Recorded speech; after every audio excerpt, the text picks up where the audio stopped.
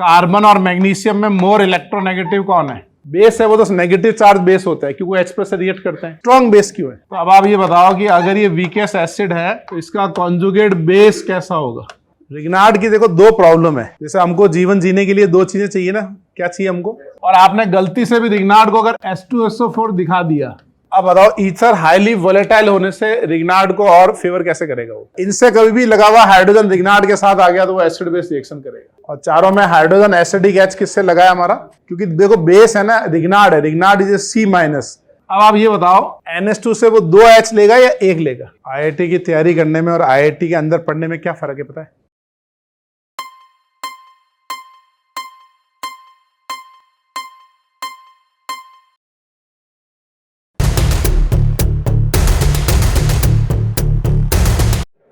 सिर्फ क्लास में आके बैठने से कुछ नहीं होगा कि क्लास में आके बैठ गए, घर चले गए, क्लास में आके बैठे, फिर घर जाके 6-7 घंटे पढ़ना है। क्लास में तो सारे बैठ जाएंगे, है ना? समझो, क्लास में आना मतलब बेसिक रिक्वायरमेंट है कि क्लास में आना, सुनना, समझने की कोशिश करना, फिर जितना क्लास में आया उससे डबल जाके पढ़ना, वो सबसे इंपॉर्टेंट काम है। 5-6 घंटे पढ़ना पड़ेगा। समझ गए भाई? और यूं मत सोचो 4 घंटे पढ़ रहे हो, यूं मत सोचो कि यार मैं तो 4 घंटे पढ़ रहा हूँ। कोई तुम्हारे जैसा और दूसरा भी तो होगा जो 8 घंटे पढ़ रहा होगा, तो अपने को उसके हिसाब से जाना पड़ेगा ना वहां तक। जैसे मैं कल है ना एक जगह की फोटो देखी, एक है ना एक साइकिल रेस होती है नॉर्थ कैंप करके है, नॉर्थ ऐसा कुछ नाम है उसका। वो रेस पता है कितने किलोमीटर की होती है? साइकिल रेस, वो रेस होती है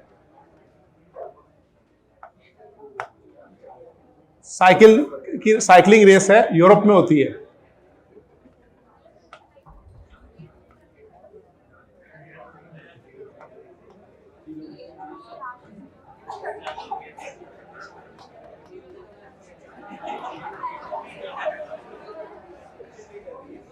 वो होती है 4000 किलोमीटर, है ना? कोटा का एक बंदा है, बिल्डर है, वो उसमें पार्टिसिपेट कर रहा है। और राजस्थान, इंडिया के तो 10-15 लोग हैं। तो वो उनका एक व्हाट्सएप ग्रुप बना है, उसमें रोज वो पोस्ट डालते हैं कि मैं आज यहाँ पहुंचा, आज ये पहुंचा, हर सुबह शाम पोस्ट डालते हैं।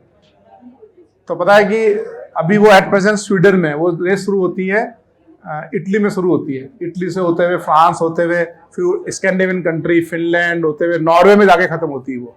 और जैसे जैसे आप ऊपर बढ़ोगे ना ऐसे वैसे वैसे अभी उनका टेम्परेचर हो रहा है 2 डिग्री 3 डिग्री, भयंकर ठंड हो रही है उनकी, है ना? बारिश भी हो रही है। तो आप शुरू में गर्मी से स्टार्ट करोगे और फिर 36,000 मीटर का एलिवेशन, रास्ते में वो पहाड़ी, बहुत एल्प्स के पहाड़ आते हैं बहुत सारे। वो उनके साथ एक लेडी भी है 50 ईयर की, वो भी कर रही है इंडिया से। तो मतलब मैं एक सोच बता रहा हूँ। जैसे मैं संडे को साइकिल चलाने गया ना, 108 किलोमीटर चलाई और घर आके मैंने कहा यार बहुत थक गए यार, आज तो यार, है ना, थक गए। अच्छे से खा पी के, संडे को वेब सीरीज देखने का टाइम होता है मेरा, तो एक वेब सीरीज सेलेक्ट की कौन सी देखनी है। फिर वेब सीरीज देखी यार, वो रोमन पे थी, कुछ मजा ही नहीं आया, फिर उसको कैंसिल कर दिया। फिर एक मूवी देखनी स्टार्ट की, रेप्टाइल करके मूवी है एक, वो देखी। वो थोड़ा फास्ट फॉरवर्ड करके देखी है, बहुत स्लो मूवी थी, है ना? तो वो रेटिंग वेटिंग करके देख ली, वो रेटिंग पता नहीं कैसे आ गई उसकी, खैर वो अलग चीज़ है। तो जब मैंने 108 साइकिल चलाई ना, मैं ऐसे फील कर रहा था कि यार मैंने क्या कर दिया, मतलब, है ना, मतलब हाईली सेटिस्फाई था मैं। लेकिन जैसे ही मैंने इनका पोस्ट देखा, ये जो है ना, इनका नाम नितिन सैनी है, इन्होंने पोस्ट डाला कि आज मैंने 250 किलोमीटर साइकिलिंग किया, और वो नॉन स्टॉप है, मतलब 7-8 दिन हो गए उनको कि रोज आप साइकिल चलाओगे, फिर हाईवे में रात को होटल लोगे, वहां रुकोगे। तो एक दिन तो ऐसा हुआ उनके साथ 5 डिग्री टेम्परेचर में होटल ही नहीं मिला रात को, तो रात को 5 डिग्री में पेड़ के नीचे सोना पड़ा। 3 लोग थे वो, और इतना मतलब ठंड लगी, ठिठुर गए कि उनको समझ में नहीं आया, ऐसा लगा यार ऐसे मर जाएंगे हम लोग, है ना? ठंड से होता है ना, 5 डिग्री में आप सोओगे, और आप जब बहुत एक्टिविटी करते हो ना, फिजिकल एक्टिविटी, बॉडी वैसे ही सेंसिटिव हो जाती है। तो वो एटीएम में जाके सोए, वहां पे एक बड़ा सा एटीएम था, 5-10 किलोमीटर एटीएम मिला, एटीएम में अंदर जाके सो गए। तो मतलब एक्सट्रीम कंडीशन थी। तो जैसे मैं उनकी कंडीशन देखी ना, मैंने कहा यार ये तो रोज 250 किलोमीटर साइकिल चलाते हैं डेली, सुबह उठना, रास्ते में जो मिले खाना, कोई फैसिलिटीज नहीं है ना, कोई साथ में क्रू नहीं होता है, आपको खुद करना है सब कुछ, और फिर उनको 4000 किलोमीटर। तब मैंने सोचा यार मैंने तो कुछ भी नहीं किया। तो कई बार हमें ऐसा लगता है कि हम बहुत कुछ कर रहे हैं, लेकिन जब हम दूसरे को देखते हैं, अपने से बेटर को देखते हैं, तब समझ में आता है कि दुनिया तो हमसे भी ज़्यादा कर रही है। तो अगर हमारे नंबर कम आ रहे हैं, नंबर कम की डेफिनेशन है हमारी उम्मीद के अकॉर्डिंग, एक होता है ना भाई मेरे तो जितने आ रहे हैं बढ़िया मस्त हूँ एकदम, है ना, वो बात अलग है। मान लो आपके 360 का पेपर हुआ, आपका टारगेट था 250 लाना, और आपके 200 आए तो मतलब आपके कम आए, किसी के 180 आए, वो तो मस्त है कि मेरे तो बहुत है यार, है ना। तो आप डिफाइन कर लो आपके नंबर कितने आने चाहिए, है ना, उसके अकॉर्डिंग फिर तुम्हें प्लान बनाना पड़ेगा। तो 4 घंटे पढ़ रहे हो तो 8 घंटे पढ़ो, और रोज पढ़ो, रोज के रोज 200 किलोमीटर साइकिल चलाओ, तब जाके बड़े विनर बनोगे। बात समझ में आई तुम्हारे? तुम्हें एक ही काम करना है, क्या करना है तुमको? एक्सट्रीम मेहनत करनी है, तब आईआईटी जैसा एग्जाम क्रैक होगा। बात समझ गए तुम? क्या करना पड़ेगा? बहुत मेहनत करनी पड़ेगी। ऋषि मुनि करते थे ना वैसे, कि बारिश आ जाए। वो एक कहानी सुनी है तुमने सौरभ, वो मेनका जी की? नहीं सुनी?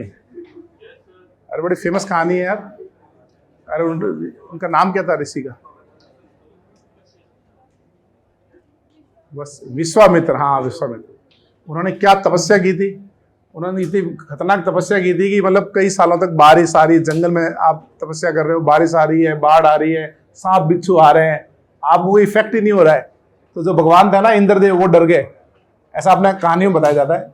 उनको लगा यार ये आदमी इतनी तपस्या कर रहा है, ये तो मतलब ईश्वर की सारी शक्ति हासिल कर लेगा, और ये हासिल कर लेगा फिर हम क्या करेंगे, है ना, हमारा जो पावर है वो खत्म होने लगेगा, है ना। तो इंद्र भगवान को डर लगा।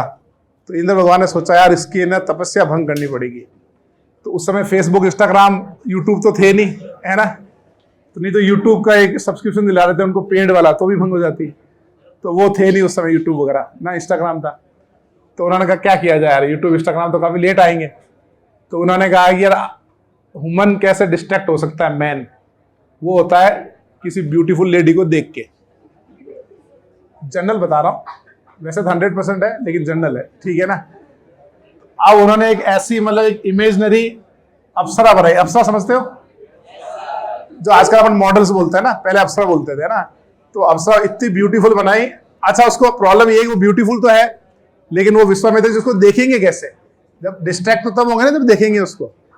तो उसको है ना पायल पहनाई। पायल समझते हो?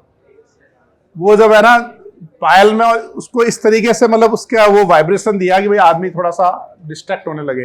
वो पायल पहन के जब गई तो पायल की आवाज से विश्वामित्र जी की आंख खुल गई, और जैसे ही आंख खुली उन्होंने देखा सामने वो अप्सरा खड़ी थी। उसको देख के डिस्ट्रैक्ट हो गए वो, ठीक है। पूछा भाई तुम कौन हो?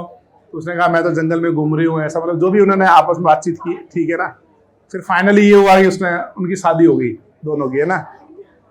पूजा तो साइड में हो गई, है ना। पूजा मतलब तपस्या, है ना। वो तो हो गई साइड में। और अब कौन आ गई? अप्सरा आ गई। अप्सरा का नाम क्या था? मेनका। फिर मेनका आ गई, और मेनका आने के बाद ये हुआ कि उनकी शादी हुई, उनकी एक डॉटर हो गई। उनको 2 साल बाद रियलाइज हुआ कि यार मैंने कितनी बड़ी गलती कर दी, है ना। भाई क्या होता है कई बार आप किसी से इंप्रेस होते हो ना, कुछ टाइम तो वैसे निकल जाता है, फिर अब पछताने से क्या होगा? डिस्ट्रैक्शन तो हो गया। तो आजकल की मेनका कौन है? इंस्टाग्राम। और कौन है? यूट्यूब है। आजकल तो मेनका घर पे ही है, बाहर जाने की जरूरत ही नहीं है। समझ गया तुम? इन सब से बचना भी है तुमको। आज के जमाने में ना हम लोग कई बार डिस्कस करते हैं कि यार आजकल के बच्चे जो तैयारी कर रहे हैं ना, वाकई में मतलब मानना पड़ेगा यार। पहले क्या मान लो इंटरनेट था नहीं, एक्सेसिबल नहीं था, तो बच्चे के पास ऑप्शन नहीं था। अब तो बच्चों के पास ऑप्शन है भाई साहब। 200 रुपए में उसने यूट्यूब वो ले लिया, इंटरनेट कनेक्शन, मोबाइल उसके पास। मतलब आज के टाइम में जो आईआईटी की तैयारी कर रहा है ना, वो नॉर्मल आदमी नहीं हो सकता, है ना। चलो तो मेहनत करनी पड़ेगी भाई। अब आज का आईडी लगाओ।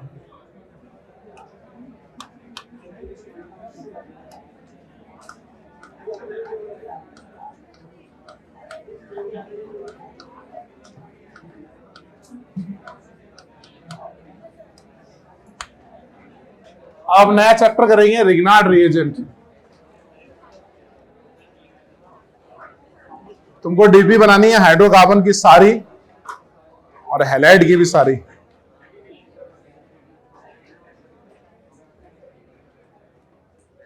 लिख लिया आपने? बस आईआईटी की तैयारी में एक चीज का फायदा होता है कि तुम मेहनत करोगे ना, तो कहीं ना कहीं अच्छी जगह एक तो होता है ना, एक ही आईआईटी, एक ही एम्स है ना, जैसे 1-2 एम्स है, 5-7 एम्स है ऐसे। तो आईआईटी की तैयारी में ये फायदा है कि आईआईटी अच्छे हैं, ट्रिपल आईआईटी हैं, और भी अच्छे से कॉलेज, बिट्स हैं, कहीं ना कहीं पहुंच जाओगे, है ना। करते रहो बस। आवाज काटे लगाओ, रिग्नार्ड रिएजेंट। रिग्नार्ड रिएजेंट हम किसको बोलते हैं बताओ? RMGX। इस रिग्नार्ड को हम लोग ऑर्गेनोमेटेलिक कंपाउंड भी बोलते हैं।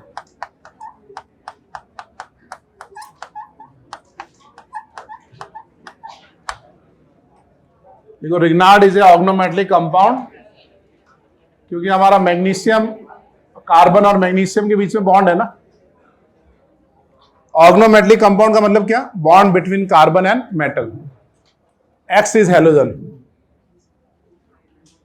और काफी फेमस रिएक्शन है ये 1900, इसकी हिस्ट्री है। 1900 में डिस्कवरी हुई और 1912 में विक्टर रिग्नार्ड को नोबेल प्राइज दिया गया। तो अब आपको समझ में आया कि रिग्नार्ड रिएजेंट का नाम रिग्नार्ड क्यों है? किसके नाम पे इसका नाम दिया है? Victor Grignard. तो पहले लिखो, Grignard reagent is a organometallic compound because bond between carbon and metal. Organometallic compound मतलब क्या? Bond between carbon and metal. Grignard reagent is an organometallic compound because of bond between carbon and metal.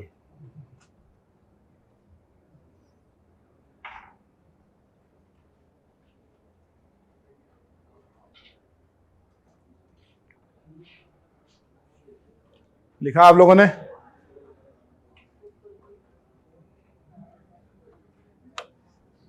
Grignard से almost सारे organic compound से reaction करते हैं अपन। अब पहले Grignard को प्रिपेयर कैसे करते हैं देखो।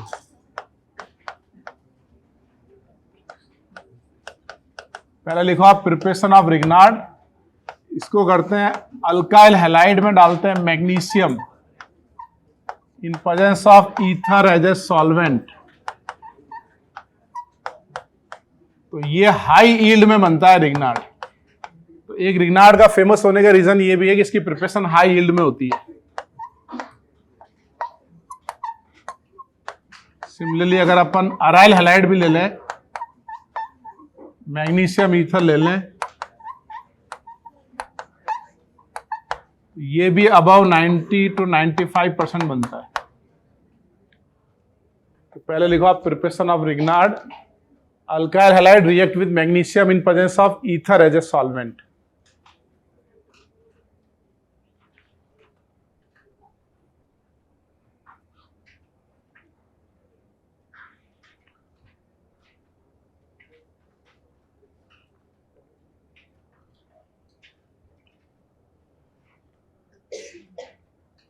लिख लिया?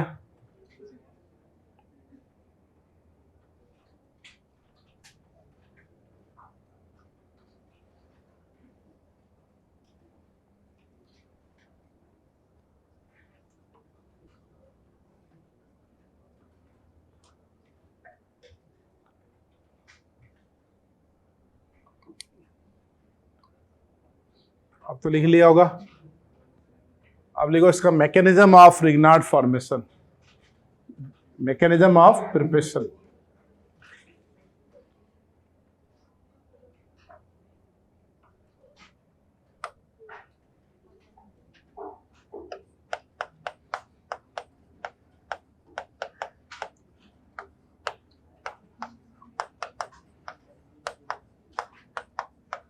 वैसे इसका मैकेनिज्म थोड़ा अनसर्टन है, लेकिन ये सबसे फेमस प्रपोज मैकेनिज्म है single electron transfer. Single electron transfer mechanism क्या है? जैसे Mg से एक इलेक्ट्रॉन लिबरेट करो आप, है ना। वैसे तो आप Mg+2 बनाते हैं, लेकिन आप एक ही इलेक्ट्रॉन लिबरेट करो और उसके बाद ये जो इलेक्ट्रॉन रिलीज हुआ है, सपोज करो अल्काइल हैलाइड है, उस हैलोजन पे अटैक करके ये बनाओ RBr-, है ना। फिर ये जो RBr माइनस है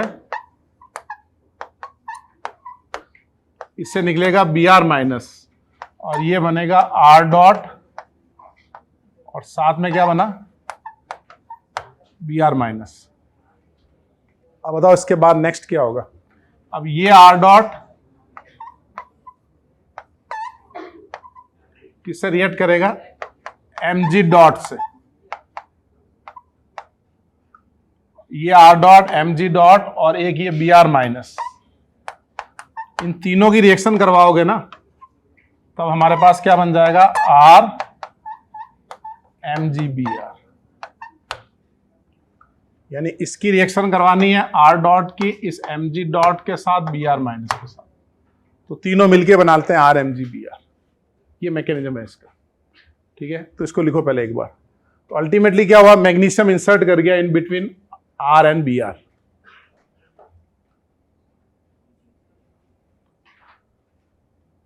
थोड़ा मैंने स्टेप ज्यादा लिख दिया, मैं डायरेक्ट भी लिख सकता था, इस इलेक्ट्रॉन का अटैक पर प्रॉपर एक्सप्लेन करने के लिए ज्यादा लिख दिया।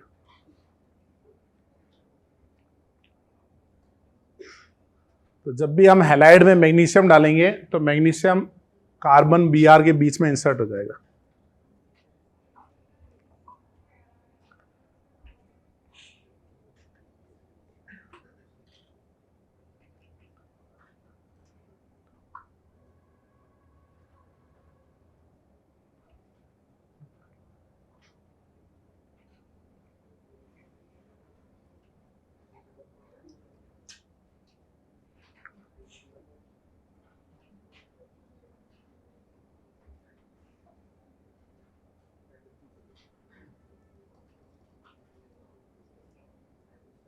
अरे हरिद्वार क्या कर रहे हो, क्यों कॉपी छीन रहे हो उसकी, लिखा नहीं अभी, अच्छा ये लिख लिया तुमने अभी वाला।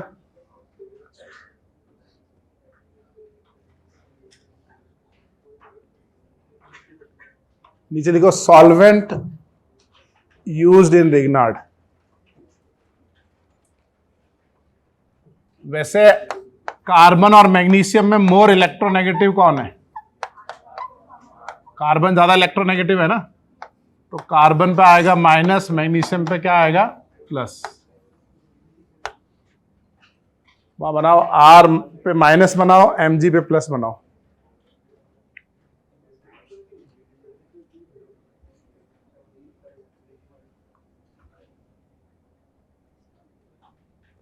तो बताओ ये रिग्नार्ड रिएजेंट क्या हुआ, रिग्नार्ड हमारा बेस हुआ या रिग्नार्ड हमारा एसिड हुआ। रिग्नार्ड क्या है, बेस है या एसिड है, बताओ। नेगेटिव चार्ज क्या होते हैं, ये किससे रिएक्ट करेगा, H प्लस से या OH माइनस से, H प्लस। तो रिग्नार्ड रिएजेंट क्या है, Grignard is a strong base. अब आपको बताना है कि why Grignard is a strong base. Base है वो तो नेगेटिव चार्ज बेस होता है क्योंकि H प्लस से रिएक्ट करते हैं, स्ट्रॉन्ग बेस क्यों है। अच्छा ये बताओ वीकेस्ट एसिड कौन है, एल्केन। एल्केन जो होते हैं वो हमारे वीकेस्ट एसिड होते हैं, इनका pK 50 के आसपास होता है ना। तो अब आप ये बताओ कि अगर ये वीकेस्ट एसिड है तो इसका कॉन्जुगेट बेस कैसा होगा, स्ट्रॉन्ग बेस होगा ना इसका। तो अपन ये कहेंगे कि Grignard is a strong base because conjugate is weak acid alkane.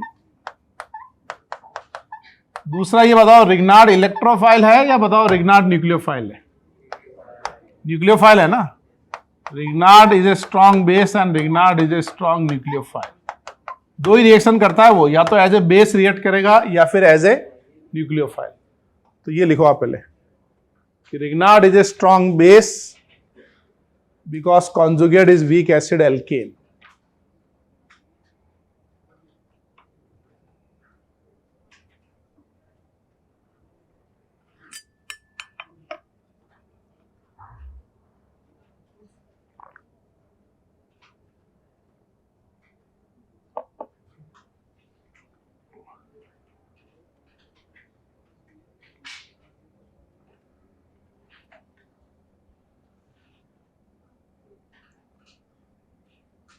लिखो आप, Grignard is a strong base because conjugate is weak acid alkene.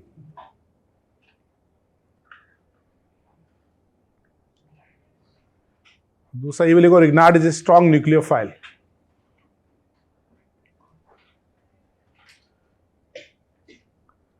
Grignard करने से पूरा एल्डिहाइड कीटोन चैप्टर इजी हो जाएगा, क्योंकि ये रिग्नार्ड की रिएक्शन हमें सारे फंक्शनल ग्रुप से करेंगे।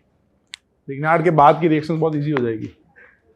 लिखा आपने, Grignard is a strong nucleophile strong base. Grignard की देखो दो प्रॉब्लम है। जैसे हमको जीवन जीने के लिए दो चीजें चाहिए ना, क्या चाहिए हमको?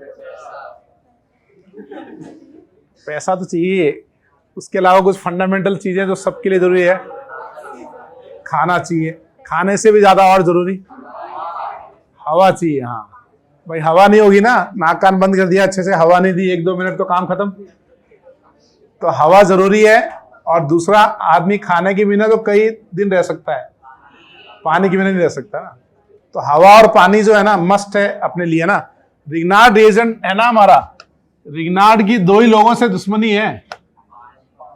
एक तो पानी से दुश्मनी है इसकी, और एक उसकी हवा से है। हवा पानी से इसकी नहीं बनती है। अब आप बताओ, रिग्नार्ड की हवा पानी से क्यों नहीं बनती है? रिग्नार्ड का हवा पानी से एकदम बढ़िया वाली दुश्मनी है। क्या होगा अगर हम पानी को रिग्नार्ड में डाल देंगे तो क्या होगा बताओ? एसिड बेस होगा ना। रिग्नार्ड क्या है? हमारा बेस है ना। अगर आपने किसी भी रिग्नार्ड को एसिडिक एच दिखा दिया, Grignard is a strong base, अगर आपने इसको एसिडिक एच दे दिया, वाटर H2S कोई भी, तो रिग्नार्ड इसके साथ क्या करेगा? एसिड बेस, और रिग्नार्ड खत्म हो जाएगा। और आपने गलती से भी रिग्नार्ड को अगर H2SO4 दिखा दिया तो वो रिग्नार्ड का आखिरी दिन होगा। H2SO4 का तो ऐसा है कि अगर एक इंस्टाग्राम पे मैसेज आ जाए ना कि भाई H2SO4 आ रहा है, तो भी हमारा रिग्नार्ड इज नो मोर। समझ गए तुम? आप इंस्टाग्राम पे टाइप करके देखना है कि H2SO4 सेंड करना आप, तो सेकंड मैसेज क्या आएगा? रिग्नार्ड इज नो मोर, है ना। आप H2SO4 डाल दो, HCl डाल दो, कोई भी एसिडिक एच आपने डाला, वो दिन रिग्नार्ड का आखिरी दिन होगा। ठीक है। एक और प्रॉब्लम है रिग्नार्ड की, समझ में आया? पानी के साथ नहीं बनती उसकी, है ना, एसिडिक एच के साथ नहीं बनती है। दूसरा, रिग्नार्ड अगर O2 से रिएक्ट करेगा ना, तो O2 के साथ रिएक्ट करेगा, ऑक्सीडेशन होके क्या बनेगा? अल्कोहल। यानी रिग्नार्ड आसानी से ऑक्सीडाइज हो जाता है।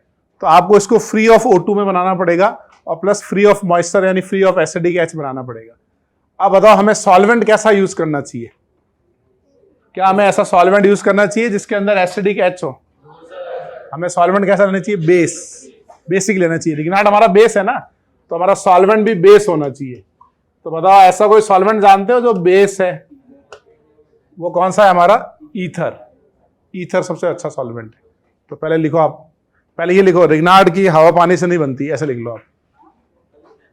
हिंदी में लिख लो कि रिग्नार्ड की हवा पानी से नहीं बनती है।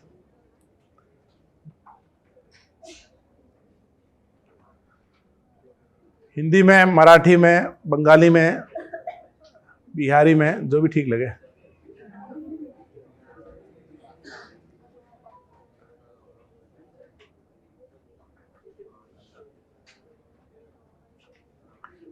रिग्नार्ड की किससे नहीं बनती है भाई? हवा पानी से। Grignard is no more in presence of acidic H.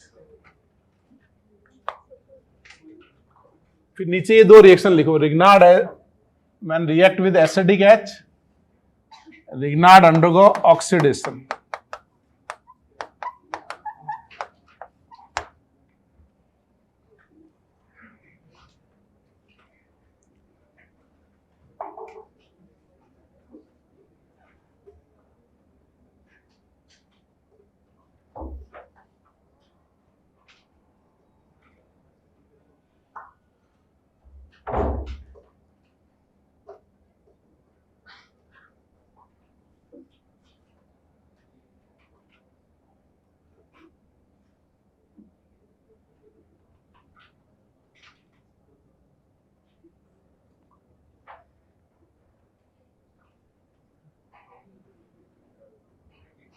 लिख लिया सबने? अब वहां लिखो solvent used in Grignard.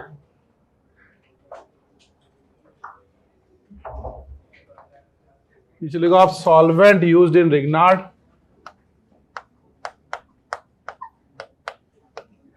Grignard में हम सॉल्वेंट क्या यूज करेंगे बताओ? Ether, di ethyl ether use कर सकते हो, या फिर आप THF यूज कर सकते हो,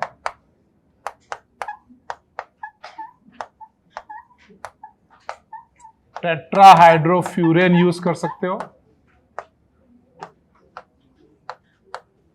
या आप डाई ऑक्सेन यूज कर सकते हो।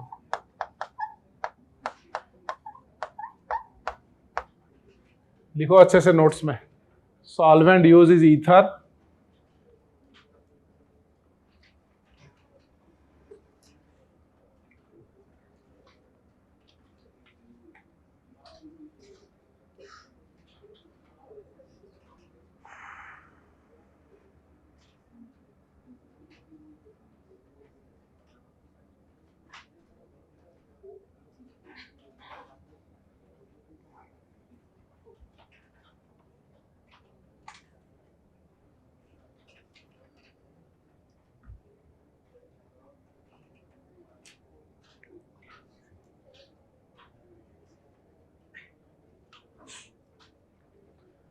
नोट कर लिया सबने? अब देखो ईथर आपके ना क्या करेगा, दो रोल प्ले करेगा। देखो एक तो हमारा रिग्नार्ड हाईली रिएक्टिव है ना, तो ईथर क्या करता है, जैसे ये RMGBr रिग्नार्ड ले लिया आपने ना, ether stabilize the Grignard reagent. Ether में जो ऑक्सीजन के लोन पेयर हैं वो इसको स्टेबलाइज करते हैं। तो अगर ईथर हमारा स्टेबल हो गया, इसका मतलब इसकी रिएक्टिविटी क्या हो जाएगी, कम हो जाएगी, है ना। एक काम तो ये करता है ईथर ना, एक तो वो रिएक्ट नहीं करता है, पहली बात बेस है। जैसे तुम कहो ना सॉल्वेंट, दूसरा सॉल्वेंट इसको स्टेबलाइज करता है ना। तीसरा एक और इंपॉर्टेंट रोल प्ले क्या करता है, ether is highly volatile. Highly volatile का मतलब क्या, जिसका बॉइलिंग पॉइंट कम है ना। तो जैसे मान लो हमारा रिग्नार्ड बनाया हमने, और रिग्नार्ड बनाया, सॉल्वेंट कौन है हमारा, डाई इथाइल ईथर, सॉल्वेंट है हमारा ईथर। सॉल्वेंट ज्यादा होगा या सॉल्वेंट कम होगा,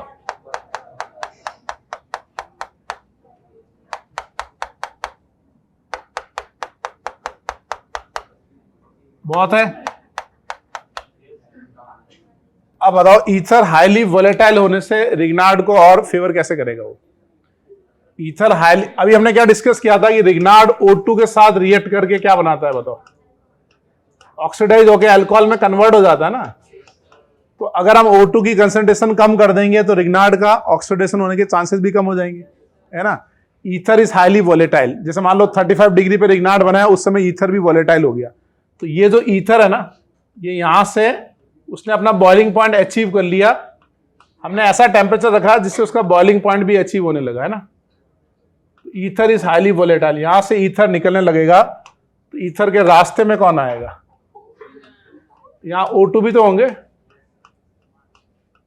तो बताओ क्या होगा, जब ईथर निकलेगा तो ईथर क्या साइड से निकल जाएगा, कैसे निकलेगा ईथर, हाँ ईथर इसको धक्का देके निकलेगा ना।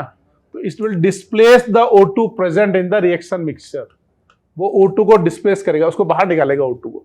तो अल्टीमेटली O2 की कंसंट्रेशन इसमें कम हो जाएगी या बढ़ जाएगी, तो उससे फायदा क्या होगा, उसके ऑक्सीडेशन होने के चांसेस कम हो जाएंगे।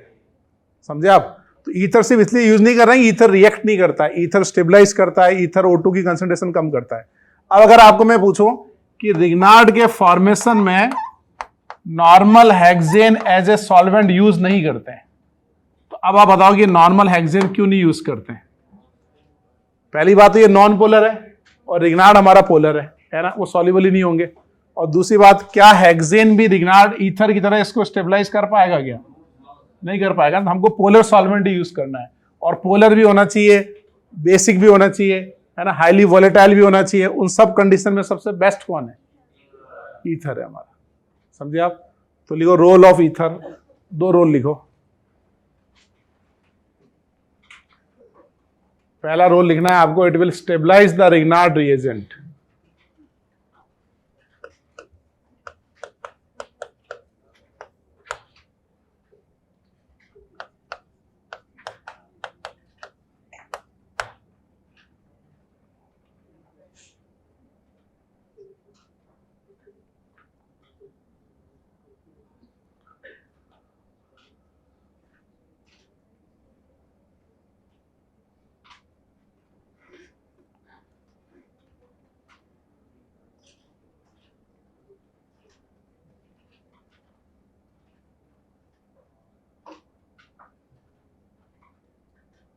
क्या हुआ, ऐसे उदास क्यों लग रही हो? चश्मा नहीं पहना क्या तुमने आज? अच्छा, इसलिए उदास लग रही हो। अरे बड़े एग्जाम में ऐसा ही होता है, बड़े एग्जाम में तो रोज गिरना पड़ेगा तभी तो है। ऐसा आईआईटी का एग्जाम, यूपीएससी का एग्जाम और आईएम का एग्जाम, 3 आई बड़े इंपॉर्टेंट है इंडिया में।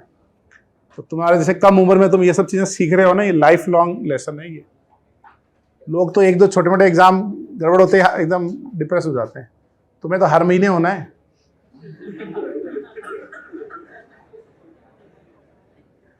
फिर गिरना है, फिर उठना है, फिर गिरना है, फिर उठना है। ये प्रोसेस जो फॉलो करेगा वही तो वॉरियर बनेगा लास्ट में जाके।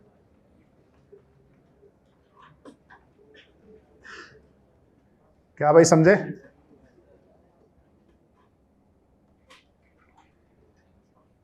और ये सब सोचने का टाइम निकल गया, तैयारी के पहले सोचना चाहिए कि आईआईटी जैसे एग्जाम में जाना है क्या। आने के पहले 10 बार सोचना है, और जब एंटर हो जाओ फिर सोचना नहीं है, फिर तो करना है उसको। समझ गए? जो होगा सबके साथ होगा, और ऐसा कुछ नहीं है, बस कंसिस्टेंसी रखनी, रोज के रोज करना है तुमको। जिस दिन मन करे ना कि आज पढ़ाई नहीं करनी है, उस दिन तो ज्यादा करनी है। जैसे आज सुबह मेरा मन कर रहा था यार मैं सो जाऊं यार, इतना मतलब साइकिलिंग वाइकलिंग किया, 1 घंटे रनिंग भी किया। आज एज पर ट्रेनिंग मेरे को जिम जाना था सुबह, मैं 7-7:30 तक तो मक्कारी करता रहा, सोता रहा, इधर देखा उधर देखा। मैंने कहा यार छोड़ो यार आज। फिर मैं 8:30 बजे उठा और मैं जिम गया। फिर जिम गया, 15-20 मिनट तक मेरे अंदर आलस रहा। फिर जैसी बॉडी वार्म अप हो जाती ना, फिर मेरा जो 1 घंटे की ट्रेनिंग थी मैंने पूरी 1-1.5 घंटे की उसको, है ना, 20 मिनट स्ट्रेचिंग भी कर लिया उसमें। तो मैंने देखा कि वो मन है ना, वो 5-10 मिनट के लिए आप पे हैवी हो जाता है एकदम, कि आज नहीं करना। जैसे आपका कल एग्जाम हुआ, आज पढ़ाई का थोड़ा मन कम रहा होगा, तो अपना मेन एम ये एग्जाम थोड़ी है, उस दिन तो अपने को ज्यादा पढ़ना है दूसरे दिन। तो जिस दिन भी मन कम करे, मन को हराना है आपको, जिंदगी भर का लेसन है ये मन आपको हमेशा कंट्रोल करने की कोशिश करेगा। समझ गए भाई? अभी तो कई चीजें लाइफ में ऐसी होगी जो अपने हाथ में नहीं होगी। मान लो आपका और आपका वाइफ का झगड़ा हो गया फॉर एग्जाम्पल, ठीक है ना, तो आपका मन कहेगा कि नहीं यार मैं क्यों बात करूं, झगड़ा तो गलती तो उसकी है। तुम यार मतलब मैंने वाइफ बोला और तुम वहीं रुक गए, तो है ना, कई बार है ना कंट्रोल, भाई गलती उसकी है तो उसको बोलना, स्टार्ट उसको बोलना, सॉरी बोलना चाहिए या जो भी है, ठीक है। लेकिन कई बार ऐसा होगा बोलना आपको ही पड़ेगा, भाई आपको पैचअप भी तो करना है। तो कई बार अनकंट्रोल वाली चीजें भी करनी पड़ेगी। एग्जाम में तो अच्छी बात यह है कि तुम्ही को पढ़ना है और मार्क्स तुम्ही को आने हैं। लिख लिया भाई? चलो अब पहला रिएक्शन लिखो।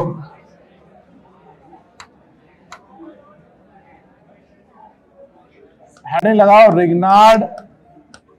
हम रिग्नार्ड की 2 रिएक्शन करेंगे। रिग्नार्ड एज ए बेस, पहला लिखो रिग्नार्ड एज ए बेस।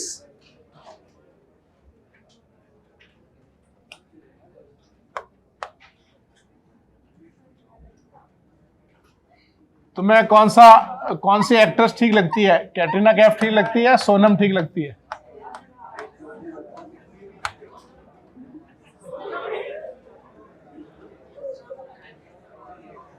एक चीज है ना, बढ़िया से याद कर लो, वो याद करना है तुमको सोनम, ठीक है ना।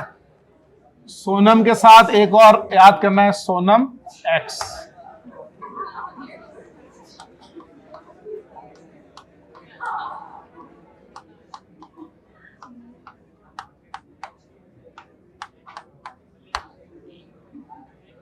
बताओ सोनम एक्स का मतलब क्या? सोनम बेवफा।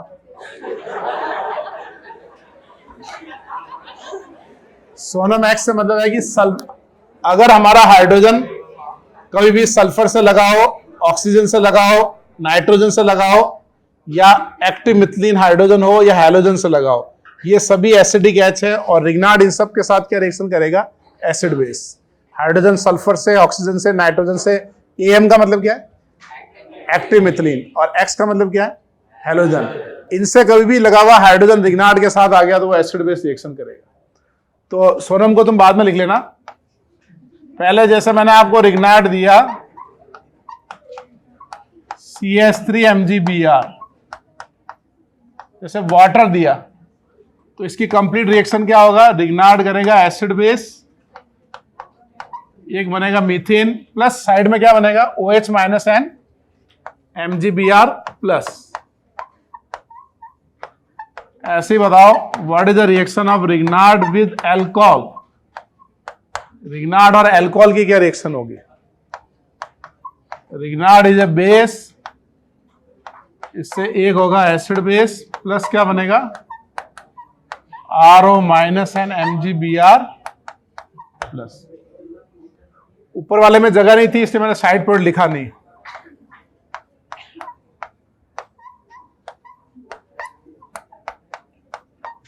What is the reaction of Grignard with carboxylic acid?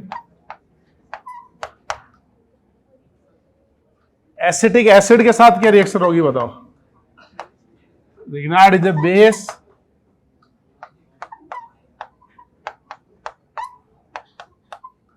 बनाओ इनको साथ साथ।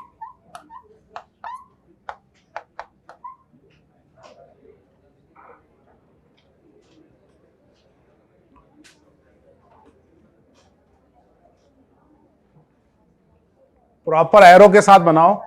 इन सब में मैंने वो एग्जांपल लिए हैं जिसमें ऑक्सीजन से अटैच हाइड्रोजन है।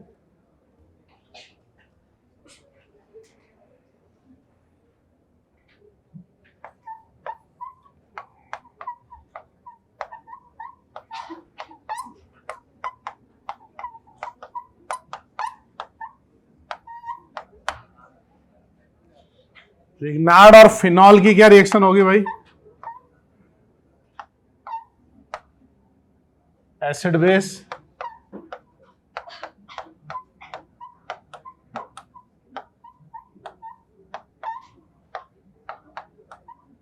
इन चारों एग्जाम्पल में क्या क्या चीजें कॉमन है? ये चारों एसिड बेस रिएक्शंस हैं, है ना? और चारों में हाइड्रोजन एसिडिक एच किससे लगा है? हमारा ऑक्सीजन से। क्योंकि देखो बेस है ना, रिग्नार्ड है, Grignard is a C-, is very strong base.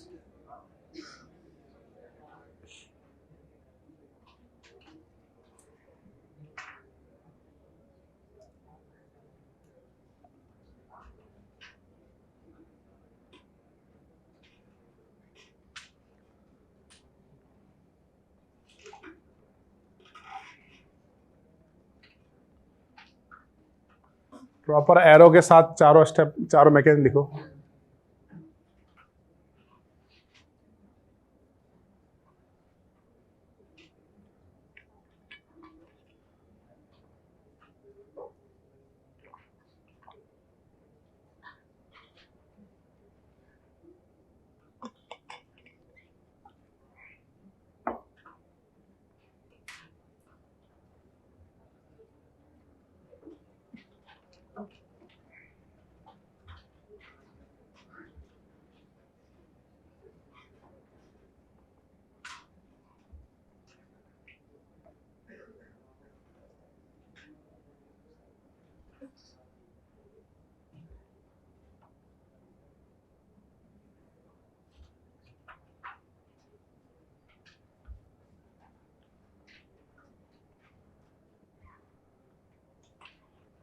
लिख लिया सबने?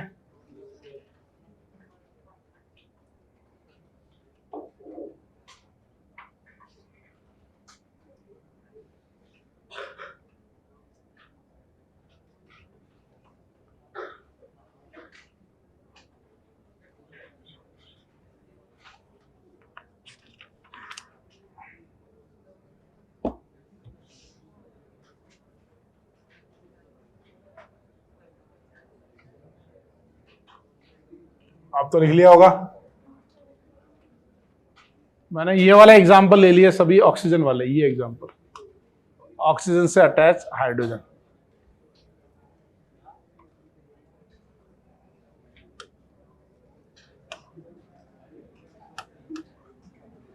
अब ये बताओ, what is the reaction of Grignard with H2S। H2S के साथ क्या रिएक्शन होगी बताओ? सेम एसिड बेस और साथ में बना लो ये सॉल्ट।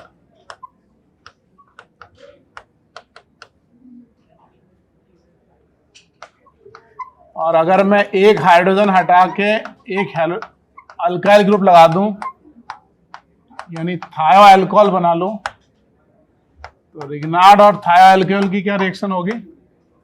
Acid base.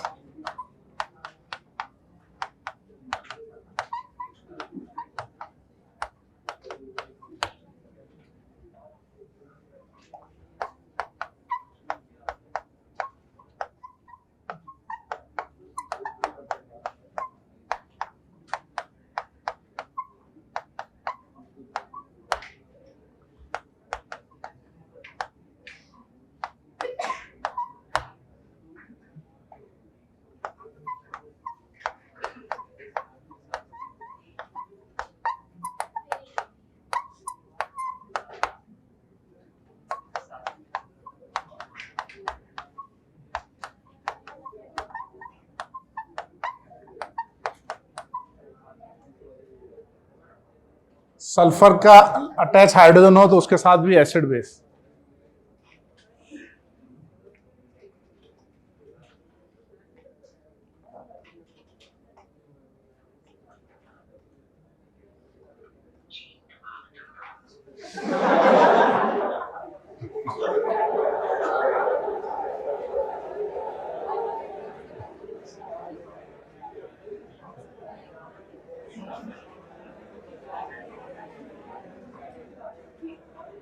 क्या खाली रिंगटोन है या फोन चाटा भी मारता है ऐसे?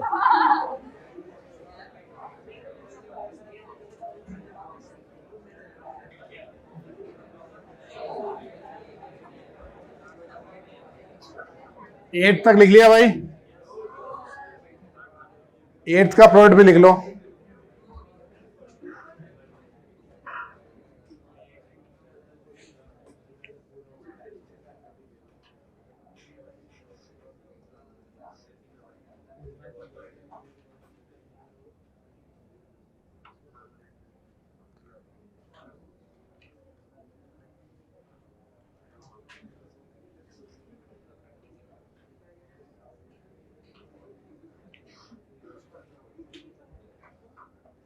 लिख लिया? एट्थ में क्या होगा बताओ? कौन सा एच लेगा, लेफ्ट वाला एच या राइट वाला एच?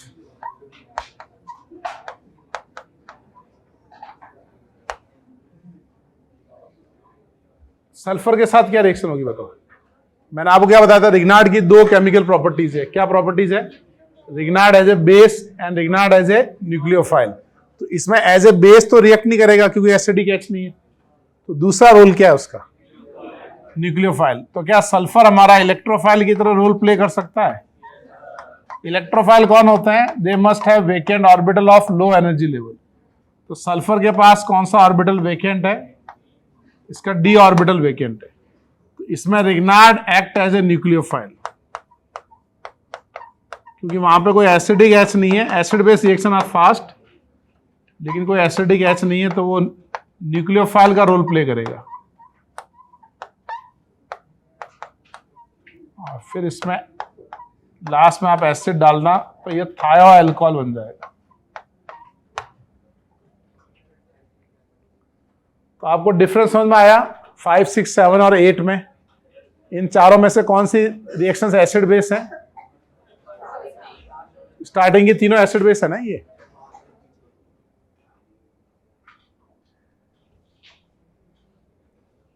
तो रिग्नार्ड की रिएक्शन जब अपन एलिमेंटल सल्फर से कर देंगे तो रिग्नार्ड इज ए न्यूक्लियोफाइल। तो दो ही रिएक्शन है इसकी, as a base, as a nucleophile.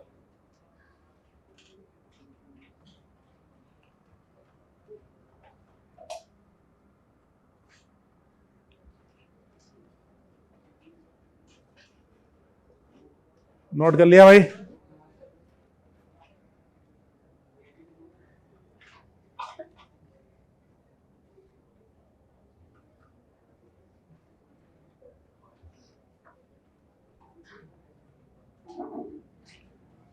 अब तो लिख लिया होगा, कोई बात नहीं। अब 9th लिखो। ऐसे ही रिग्नार्ड की रिएक्शन अगर हम एमोनिया से कर दें, रिग्नार्ड और एमोनिया की क्या रिएक्शन होगी बताओ? इसका भी होगा acid base.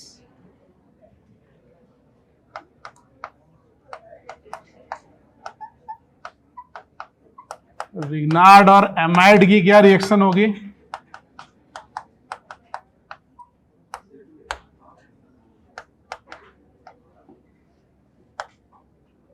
Acid base methane. कोई नाइट्रोजन से अटैच H हो ना, तो क्योंकि C- बेस है वो एमोनिया से भी स्ट्रॉन्ग, मतलब आप ये समझ सकते हो मीथेन जो है ना वीकेस्ट एसिड है, ये C- जो है वेरी स्ट्रॉन्ग बेस है। एमोनिया का H भी ले सकता है, एमाइड का H भी ले सकता है। इसी में अगर हमारे पास पायरॉल होता ना, पायरॉल, बताओ what is the reaction of pyrrole with Grignard? इसमें भी तो ये एसिडिक H है, इसमें होगा एसिड बेस और ये बन जाएगा मीथेन। पायरॉल पहले भी एरोमेटिक था और H+ निकलने के बाद भी एरोमेटिक है।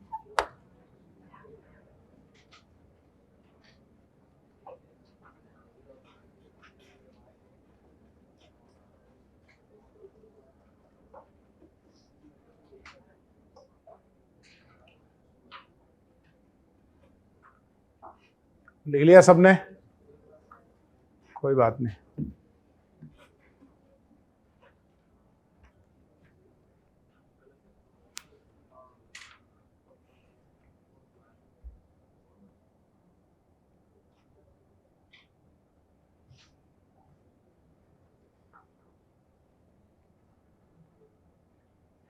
अच्छा, लिख के फिर बातें कर रहे हो ना, ये सही है। तो 2-4 को तो कंपटीशन पीछे कर दें। लिख लिया पूरा? 13 लिखो।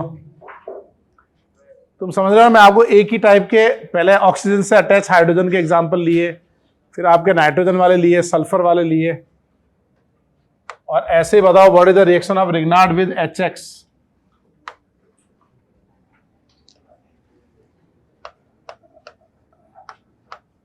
जैसे मान लीजिए मैं RMgBr और HCl दे दूं, HCl के साथ रिग्नार्ड की क्या रिएक्शन होगी बताओ?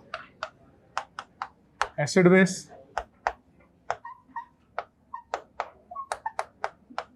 What is the reaction with HF?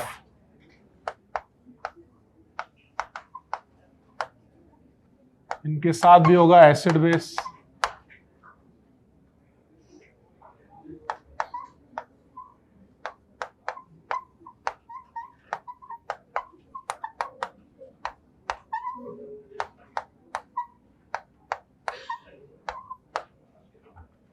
Twelfth में बताओ क्या होगा? 14 में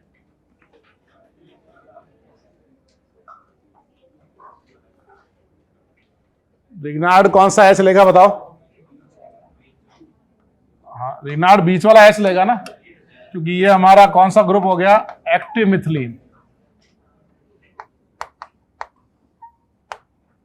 एक्टिव मिथिलीन से ये बन जाएगा मीथेन। एक्टिव मिथिलीन किसको बोलते थे अपन? 2 -M के बीच में, 2 -M के बीच में CH2 होगा एक्टिव मिथिलीन। और जनरली 2 कीटो, 2 एल्डिहाइड इसमें ज्यादा यूज होता है। वैसे 2 -M के बीच में CH2।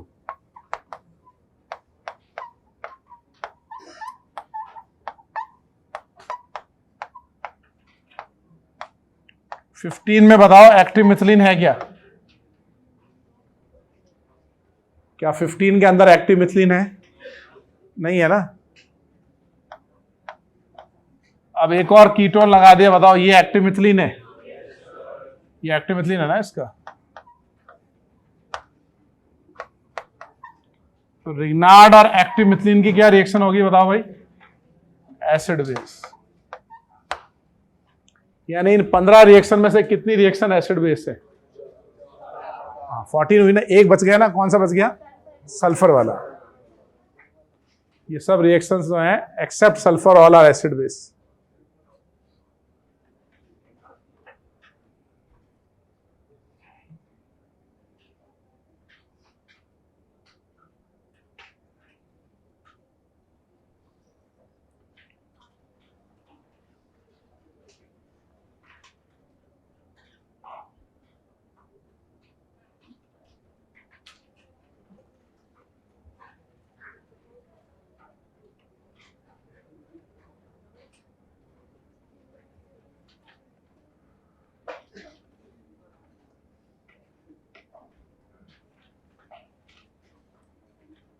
लिख लिया सबने? 14 15 भी लिख लिया एक्टिव मिथिलीन।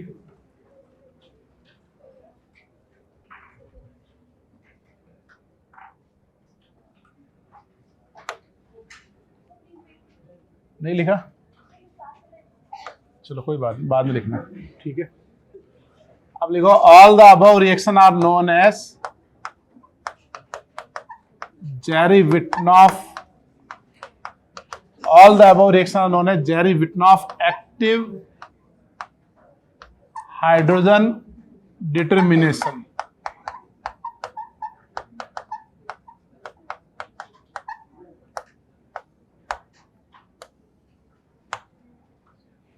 देखो all the above reactions are known as Jerry-Wittnoff active hydrogen determination.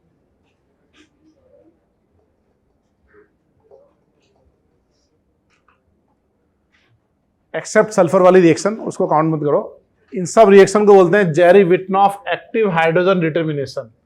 मतलब ये रिएक्शन जेरी-विटनॉफ ये बताता है कि एक्टिव मतलब एसिडिक हाइड्रोजन डिटरमाइन कर सकते हैं आप इनसे। तो जेरी-विटनॉफ कहता है कि किसी भी रिएक्टेंट के अंदर कितने एसिडिक एच है, एक्टिव एच है, वो इस मेथड से बता सकते हो। All this reaction are known as Zerewitinoff active hydrogen determination.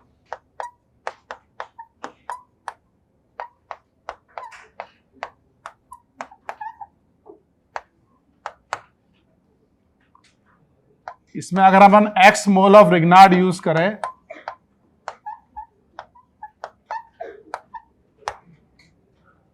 तो आपको बताना है कि what is the value of x।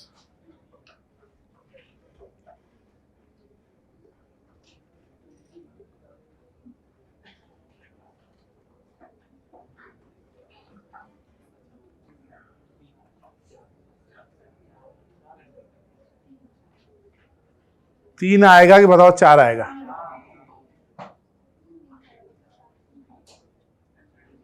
वैसे रिग्नार्ड सबसे पहले कौन सा एच लेगा बताओ? सबसे पहले रिग्नार्ड लेगा मोस्ट एसिडिक एसएच वाला। ग्रुप में नीचे जाते हैं तो एसिडिक्शन बढ़ती है ना, SH is more than OH. फिर सेकंड लेगा वो ओएच वाला, फिर थर्ड वो लेगा NH2 वाला।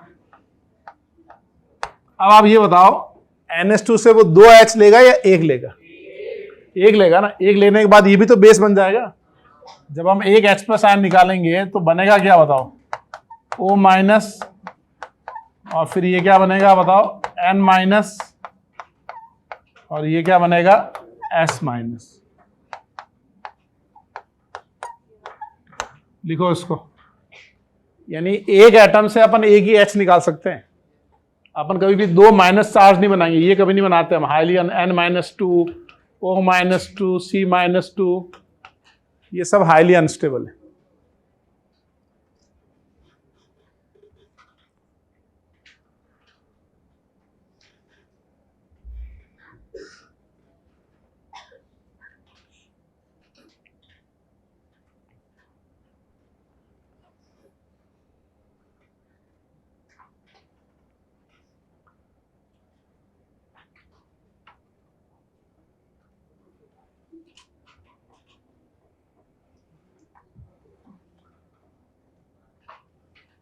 लिख लिया सब लोगों ने?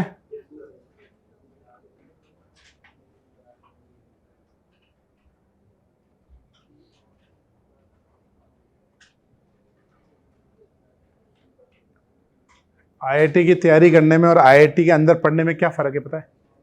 या कॉलेज में पढ़ने में और कंपटीशन एग्ज़ाम की तैयारी करने में क्या फ़र्क है? थोड़ा इजी होता है पढ़ना वहाँ पे, है वहाँ पे, और यहाँ पे थोड़ा अलग अलग चैलेंज है। देखो कंपटीशन एग्ज़ाम में तो कंपटीशन है ना। कॉलेज के एग्ज़ाम में क्या है, आपको सिलेबस मिलेगा भाई आपका, जैसे फॉर एग्जांपल मैकेनिक्स है ना, एक पेपर होगा मैकेनिक्स का, उसका एक सिलेबस होगा, वो आपको करना है। और जो टीचर आएगा, अगर आप सरकारी संस्थान में हो, आईआईटी एनआईटी है ना, तो टीचर सरकारी आदमी है ना, उसकी जॉब पक्की है, और वो थोड़ा अलग टाइप का होता है ना, तो वो आएगा पढ़ा के चला जाएगा। उसके दो एम होंगे, आपको आए नहीं आए उससे कोई फर्क नहीं पड़ता है उसको, ठीक है ना। और सिलेबस में पहला चैप्टर कौन सा होगा, दूसरा कौन सा होगा, वो बताना भी वो जरूरी नहीं समझता है, वो आपको डिसाइड करना है। तो आप आधी एनर्जी इसमें लगाओगे कि यार मेरे को पढ़ना क्या है, फिर आधी एनर्जी उसमें लगाओगे कि कहाँ से पढ़ूं, फिर आपको ये फील आएगा कि यार मुझे कोई ये बता दे कि यार ये पढ़ना है और यहाँ से पढ़ना है, तो आप, मैं सच बता रहा हूँ, इतनी खुशी फील करोगे कि यार मज़ा आ गया यार, ये पढ़ना है और यहाँ से पढ़ना है। अब कोचिंग संस्थान का रोल क्या होता है? ये काम कोचिंग संस्थान का टीचर आपके लिए करता है कि देख भाई तेरे को ये पढ़ना है, यहाँ से पढ़ना है, वो सारा काम करके देता है आपको। लेकिन वो पढ़ने का काम किसका होता है? बच्चे का काम होता है। तो कोचिंग का रोल ऐसा होता है। और कॉलेज में दोनों रोल तुम्हें प्ले करने हैं। अगर टीचर अच्छा मिल गया तो किस्मत तुम्हारे है। टीचर बुरा नहीं होता है, टीचर बहुत लर्नर्ड है, वो है ना, मतलब पैसे के लिए थोड़ी पढ़ा रहा है, वो तो इतना लर्नर्ड आदमी है कि उसका शौक है पढ़ाना, रिसर्च करना, इसलिए वो एनआईटी आईआईटी में पढ़ा रहा है। उसको पैसे कमाने होते तो वो और किसी कंपनी में होता ना वो। तो उससे आप ये उम्मीद मत करो कि वो आपके लेवल पे जाके करेगा, वो तो ऑलरेडी देश सेवा कर रहा है ना। और तुम वहाँ जाके बैठ गए, हम आ गए भाई आईआईटी क्वालिफाई करके, अब हमें बताओ हमें क्या करना है। वो कहेगा हमें नहीं, आपको ही करना है सब कुछ। तो समझ रहे हो तुम। तो कई चीज़ें हमें लाइफ में है ना, जैसे कोचिंग संस्थान में बहुत सारी चीज़ें है ना एकदम बाय डिफॉल्ट थाली में मिली हुई है कि भाई ये दाल है, ये लड्डू है, ये क्या बोलते हैं उसको, घेवर है, हाँ, और ये, अरे वो दूध वाली मिठाई होती है ना यार, उसमें येलो येलो में ऐसे मिठाई, रसमलाई है ना, और ये सब लगे हुए हैं, और ये गरम गरम रोटी भी है। उसके बाद क्या बोलते हैं कोचिंग वाले, अब आपको खाना है। अब आप आके कहते हो कि सर मेरे को तो इनडाइजेशन हो रहा है, तो भाई आपको एपेटाइट बढ़ानी पड़ेगी ना आपकी। कोचिंग संस्थान का रोल इतना ही होता है, बस खाने का रोल तुम्हारा होता है। तो अपना एपेटाइट बढ़ाना पड़ेगा। अपने को ऐसा मशीन बना लो तुम खुद को, अपने को इतना डेवलप कर लो कि रोज 7-8 घंटे पढ़ना तुम्हारे लिए नॉर्मल हो जाए। 5-10 दिन 20 दिन पढ़ोगे ना तो बॉडी तुम्हारी अडॉप्ट कर जाएगी, जैसे एकदम नॉर्मल लगेगा तुम्हें। जैसे मैंने वो बताया ना रेस वालों का, रोज 200 किलोमीटर साइकिल चलाना उनके लिए नॉर्मल है, अब daily part of the life है उनका वो। तो वो तुमको है ना शरीर को, माइंड को वैसा बनाना पड़ेगा, समझ गया तुम। और सबसे अच्छी बात ये कि हमारा बॉडी बहुत इंटेलिजेंट है, उसको आप जैसा बनाओगे वैसा बन जाएगा। आपने उसको सिग्नल दिया कि मस्त रहे यार, तो खा पी और लेट जा, आराम से लेटे हुए। हमारे सिंघाने जी भी हैं, ठीक है ना, जिंदगी अच्छे से चली रही है। आपने उसको सिग्नल दिया कि नहीं यार मैं रोज 10-8 घंटे पढ़ूंगा, कल भी पढ़ूंगा, परसों भी पढ़ूंगा, और रात को सोते हुए फिर सिग्नल दिया कल भी मेरे को इतना ही करना है। आपने ये सिग्नल दे दिया ना कि आज मैं बहुत पढ़ा हूं यार, तो कल कुछ नहीं पढ़ा तो एवरेज तो अपना खराब हो गया ना यार। तो इस एग्जाम में खास बात क्या है कि कल के लिए उतना ही पढ़ना है जितना आज पढ़ा है, और परसों के लिए कल जितना पढ़ना है। एक दिन 20 घंटे पढ़ना होता तो कोई भी पढ़ लेता, कोई नॉर्मली तो है हर कोई पढ़ लेगा, लेकिन रोज पढ़ना 20 घंटे वो चैलेंज है। फिर बीच बीच में बीमार हो जाएंगे तो वो कंपनसेट करना है। घर में कोई मान लो कोई कुछ हो गया, जाना पड़ा, वो कंपनसेट करना है। शादी वादी हो गई, वहाँ जाना है, कंपनसेट करना है। कोई पड़ोस में पार्टी वार्टी है, वहाँ चले गए, वो कंपनसेट करना है। वो एक्स्ट्रा है, अगर आप वो कर रहे हो तो वो भी आपको कंपनसेट करने हैं।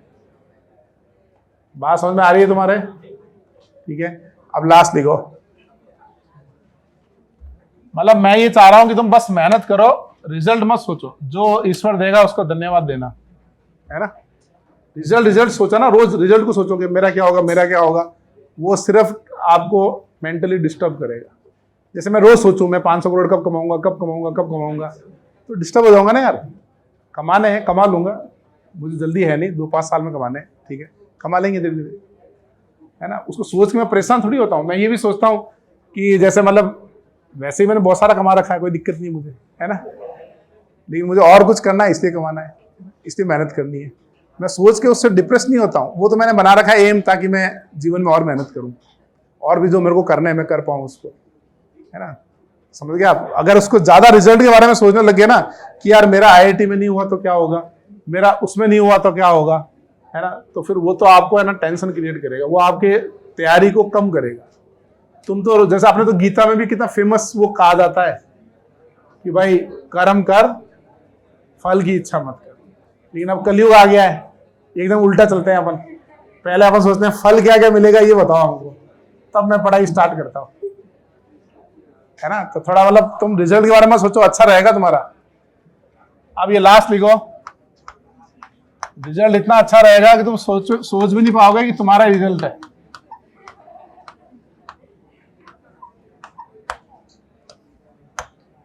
अगले साल तो इंटरव्यू होगा तुम्हारा, लोग पूछेंगे कैसे आपने किया, तो कुछ भी बोल देना, क्या है नॉर्मल है, कर लिया हमने।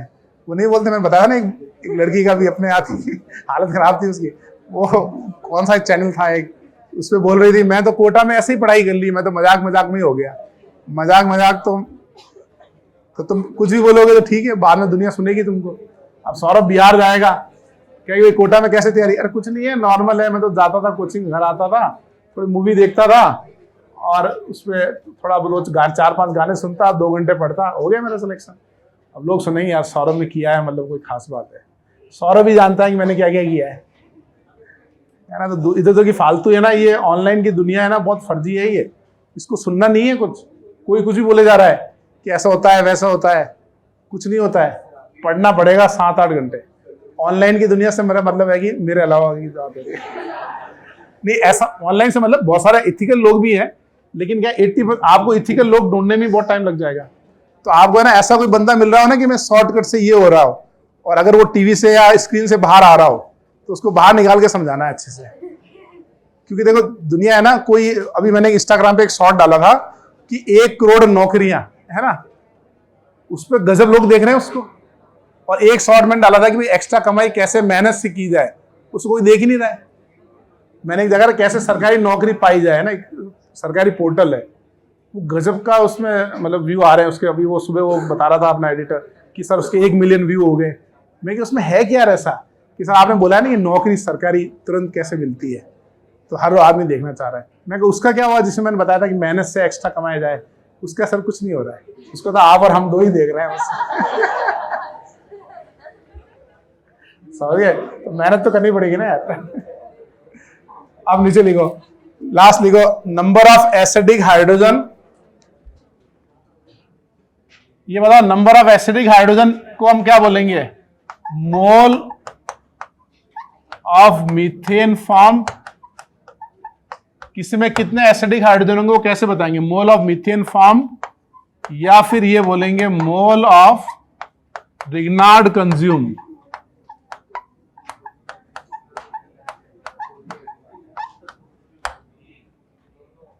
इन दोनों में से आपको एक ऑप्शन लेना है।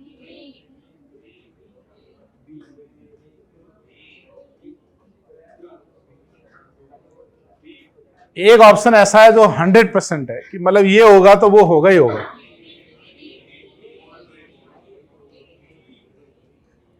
भाई कितने एसिड, ए वाला या बी वाला? अच्छा ये बताओ, ये CH2Cl है, ये CHOH है, और ये CH2SH है। इसमें बताओ रिग्नार्ड के कितने मोल कंज्यूम होंगे? इसमें रिग्नार्ड के 3 मोल कंज्यूम होंगे। एक बार SN2 भी तो करेगा रिग्नार्ड। ये कौन सा मैकेनिज्म हो रहा है? SN2। और इसमें मीथेन कितने बनेंगे बताओ? 2। तो रिग्नार्ड के तो मोल कंज्यूम होते हैं, वो तो 2 तरीके से कंज्यूम होते हैं ना, Grignard as a base and Grignard as a nucleophile. तो ये जो पूछा है ना नंबर ऑफ एसिडिक H, वो तो ए ऑप्शन से आएगा ना हमारा। समझा? Mole consume means Grignard can also act as a nucleophile. तो number of acidic hydrogen is determined by mole of methane formed.